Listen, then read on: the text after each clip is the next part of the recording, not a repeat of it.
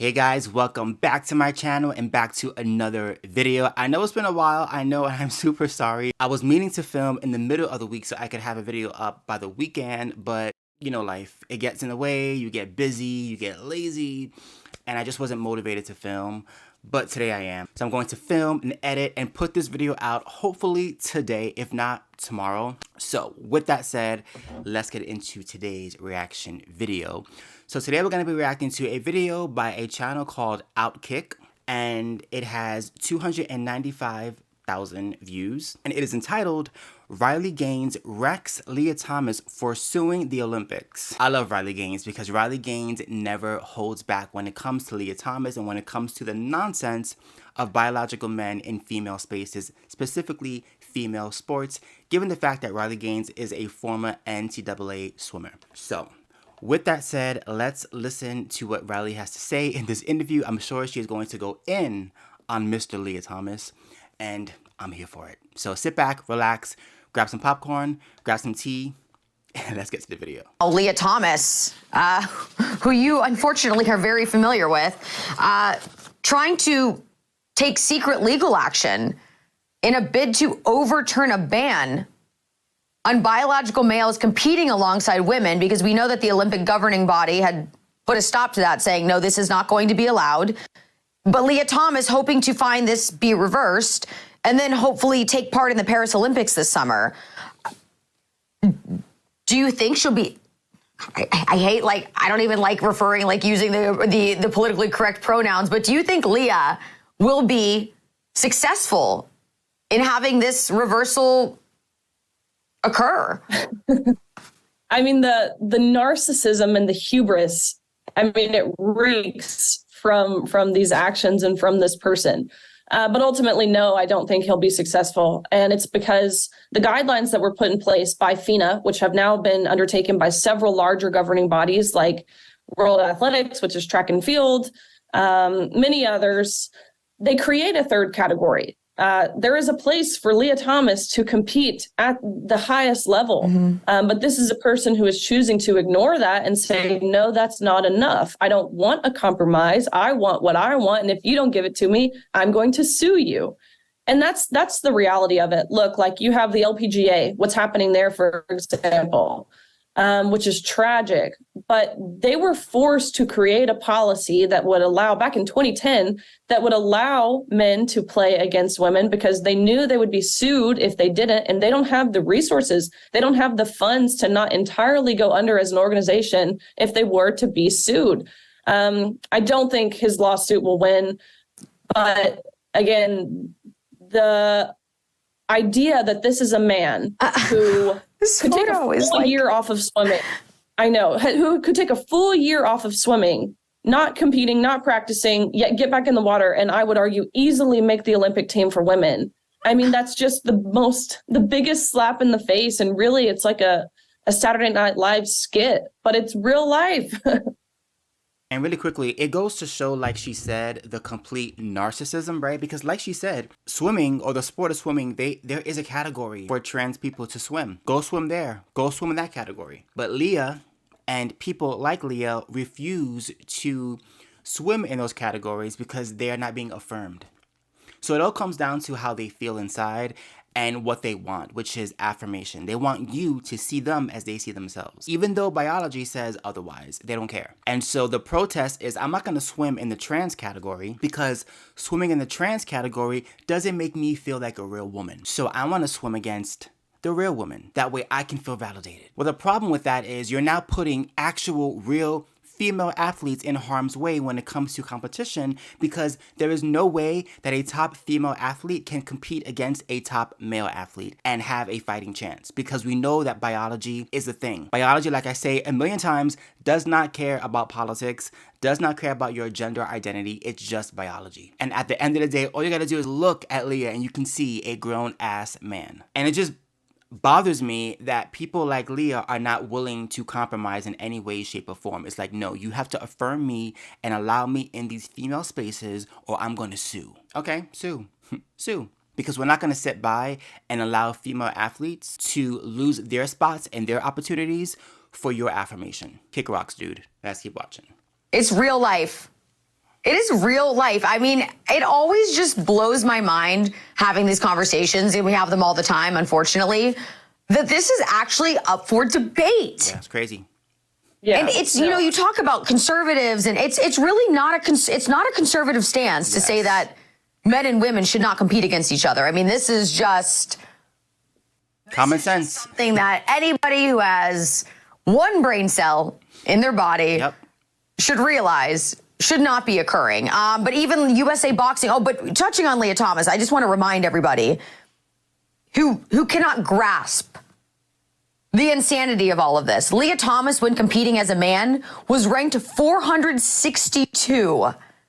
And the second Leah Thomas jumped into the women's division was first. Going from 462 to first. And like you mentioned, having not have competed already for another year, and you would assume, and probably be very correct in your assumption, that they could get back into the water and immediately be number one again. I mean, that just speaks to how wrong this absolutely is. And even USA Boxing is another organization, Riley, that has made allowances for transgender competitors to compete in the gender division that they identify with. And this is boxing. I mean, this is a violent sport. It just makes no sense. No, it doesn't. And it's just a wild concept that in the name of progress, they call this progressive, as if we're moving in the positive forward direction. We're going to award men money, prize money, and championship belts and titles for beating up on women and punching them in the face with the intention of knocking them out. We're going to award that and glorify that and call these men champions in the name of progress and, weirdly enough, feminism. It is the craziest. I mean, there's no other way you can describe it other than crazy. But again, I think things like this have to happen to wake up the silent majority and the moderates who maybe don't really know how they feel. Maybe they don't like Trump, or maybe they didn't see a problem with Biden. Okay, well, now they're waking up and we need them to wake up. So I think we can look at this one of two ways. Actually, we can probably look at it at both ways simultaneously. Of course, this is terrible. And I think what it's going to take for these governing bodies to open their eyes is a woman being fatally injured. But we can also look at this as a plus in a sense, because it's waking people up, which is necessary and I would argue urgent. That's an excellent point. And she's right, because I'm somebody who was always sort of teetering back and forth between left and right. I was more leftist. You know, a couple of years ago, I used to be conservative, and then I kind of switched because I was stupid. And I got caught up in the whole media, garbage. And I was one of those people that wasn't really aware of what was happening. And when I started opening my eyes and I started seeing what was happening with this gender ideology cult movement, specifically in schools, and then I started seeing it infiltrating sports, and that's what woke me up and said, hold up a second. Like, this is insanity. I was already feeling like the left was insane. And I was already giving them that rock eyebrow. But this took it over the top for me. It was the fact that men were now allowed to be in female spaces. The fact that this ideology was being taught to children in kindergarten and up.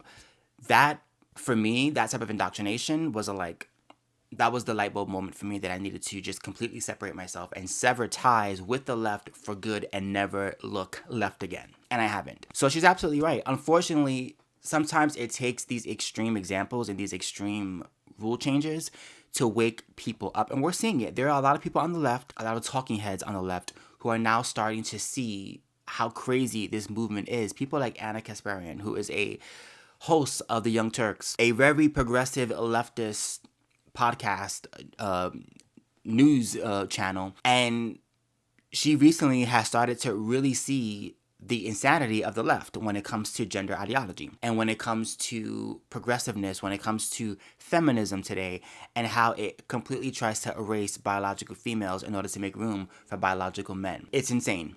Birthing people, really? Come on. For me, it's not even like, I don't want to be inclusive and I don't want to think of, transgender people. It's the phrasing, it just makes you sound like a weird object that you're a vessel and nothing more. Like birthing people just sounds weird.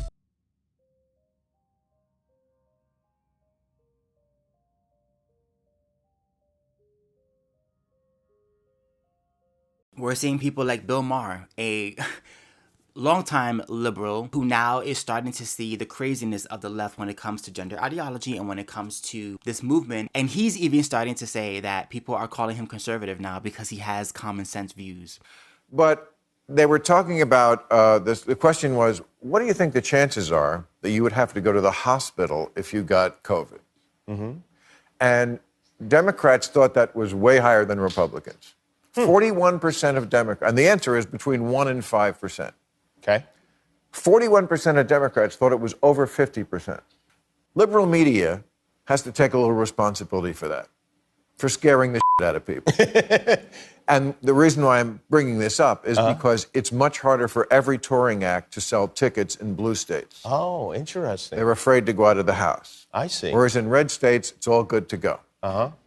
So it's crazy how if you have common sense views and a common sense perspective, and like she said, just one brain cell, suddenly you are an extreme right-wing person. Ain't that crazy? If you have common sense and you understand biology and you want to protect women, you are an extremist. Welcome to 2024. Yeah, and I think, it is unfortunate because there's going to be some really horrific incident that occurs. And then that's what's going to catch all of the national and mainstream headlines. Because right now, as we've noticed, the way that these subjects and topics are reported on from news outlet to news outlet are very different. Yep. But if there is a really horrific injury that occurs, which there already have been horrific injuries, but like there was the volleyball player who had her face smashed in. November 1st, 2022, I was severely injured in a high school volleyball game by a transgender athlete on the opposing team. I suffered from a concussion and neck injury that to this day I'm still recovering from. Other injuries I still suffer from today include impaired vision, partial paralysis on my right side, constant headaches, as well as anxiety and depression. I was unable to play the rest of my last volleyball season, and although I'm currently playing softball, I'm not able to perform as well as I know I have in the past because of the injury. My ability to learn, retain, comprehend has also been impaired, and I require accommodations at school for testing because of this. What was it, last fall? Which was a horrific injury, but, it didn't quite capture the headlines like you would assume it would. But, if this happens and it even gets taken a step further and it can't be ignored, hopefully it's a little bit of a wake-up call to people, even though it comes at the unfortunate cost of someone getting horribly injured, if not even past that, maybe even passing away, which I don't even want to think about. A little bit of momentum was catching on because, Riley, you were in West Virginia yesterday to help unveil the West Virginia House bill, which right now West Virginia is becoming the fifth state, it's looking like, to adopt measures to define exactly what it means to be a woman. So basically, there's a couple other states that have made it a priority to pass what they're calling the Women's Bill of Rights to establish there are only two sexes for the purpose of state law in defining, thank goodness, male and female based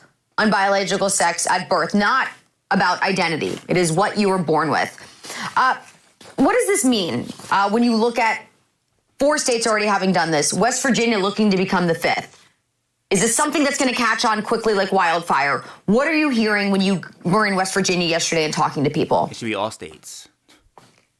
Definitely this will catch on like wildfire. I'm already pushing this. I said the Independent Women's Forum, we're already pushing this in a multitude of states. Mississippi, Alabama, of course, states where we're pretty confident this will get through with ease because we're pretty confident their legislature knows what a woman is. But really what this bill does, it's a bill that codifies and defines sex-based terms like woman, like man, like male, like female, girl, boy, mother, father. I can't even believe that it's necessary to define those words, but here we are in 2024. We have a sitting Supreme Court justice who can't even define what a woman is because she claims she's not a biologist. which let me just say, I'm not a Oh my veterinarian, gosh. but I know what a dog is. That's the dumbest thing I've ever heard. Guys, I know what a dog is too. Yeah, it's you, dude. But again, in West Virginia, But that dog may identify as a cat, all right? I'm just saying, Riley. Just saying. the word woman is used in 120 different state statutes, which means there's 120 opportunities for these unelected bureaucrats and officials to go through the back door and reinterpret this word woman to mean what they want it to mean. But that can't happen already in Kansas and Tennessee and Oklahoma and Nebraska, states that have got this through. And you're right, I imagine, I'm actually confident, fairly certain that West Virginia will be the 5th state to define what a woman is. Good, West Virginia. I mean, again, truly unbelievable. 2024, here we are, no longer able to say mother without it being controversial. Father, man, woman. I mean, and we owe a lot of this corruption and confusion to, well, obviously the educators, but also to social media. I mean, people are getting on social media. You know, you have men who are claiming to be on their periods. And even there was the headline the other week, Riley, where wasn't it something along the lines of a woman who identifies as a man now, and I don't even know the lengths that they've gone, you know, in the transition, but they're pregnant and they're like, oh my gosh, can you believe it? I'm a man that's pregnant. It's like, no, honey, you're a woman that's pregnant. And let me tell you, there is nothing special about that. I mean, it's special in theory to become a woman, but the fact that you're a woman that got pregnant, that is not a unrealistic phenomenon. Delusion. No, and we're going to keep seeing more headlines just like that. That are really showcasing the lunacy of, again, our leaders, of what we're believing as a society. I don't think we're really believing it, but what we're adhering to, what we're being coerced to adhere to, whether that's the government or the media, whatever it might be. It's just showcasing how stupid we look as a nation. We have become a laughingstock. Really, you think China sees something like that? A headline, breaking, woman is pregnant. And you think they're not laughing? They're probably cracking up. China, Russia, these countries who aren't our allies. I mean, they are loving that we're dealing with this. So yeah, we've become a laughingstock as a nation. But you know what? Big ups to China and Russia, because at least they understand what a woman is. At least they understand biology. At least they accept and they respect the gender binary. And they don't allow for this lunacy to run wild like we do in this country, where we can't define what a woman is. Where simply saying a woman is an adult female means that you are trying to be a biologist. I mean, this is the world that we're living in today. And it's just sad that we even have to have this conversation. It's sad that we need a state like West Virginia to define what a mother is, what a father is, what she, her means, what he, him means. Like, the fact that the basics, that this is where we're at right now. Like, if you were to take somebody living in the 1800s and you put them in a time machine and you brought them to 2024 and they heard these kinds of conversations, they would be like, please leave me in the 1800s. I don't want to be here. Like, it's just lunacy. It's absolute lunacy. I say it all the time. And I really hope and pray that this is just a phase in our society and in our culture, and that we're going to look back at this time, maybe 10 years from now, we're going to say, oh my God, can you believe what we used to say, what we used to have to fight for? Can you believe it? I hope so, because if it gets any worse, I don't know what the world is going to look like. I really don't. These biological men and these biological females who can't live in reality are the ones deciding what our culture looks like and what the face of sports looks like, which is insane to me. Anybody who wants to sit and say that the trans movement is being attacked, that the trans movement is at risk, really? Because everywhere I look around, the trans movement is progressing and changing culture and changing words and changing medical terminology and sports and politics, and it's insane. It's a plague is what it is. It's a plague. But like I said, thank God for people like Riley Gaines, who is at the forefront of this issue, who is not quieting down at any point in time, who is speaking up and speaking out. I absolutely love her. I think she's a hero because she is a biological woman doing what so many biological women, specifically in sports, aren't doing because they're too afraid. She's doing it. She's a pioneer. And history will show that people like Leah Thomas and culture vultures like those men, hopefully history will not look kind to them. And people will look back and say, what the? What were we thinking? You let a 6-foot man swim in a pool with women and stand on top of the podium. What? Let me know in the comments down below what you guys think of this topic and of this specific conversation. Are you with Riley Gaines and me? Or do you have a different opinion? I would love to hear it in the comments down below. If you enjoy my content, please do not forget to like, comment, and subscribe. Don't forget to hit my notification bell so you know when I post a brand new video. Until next time, peace.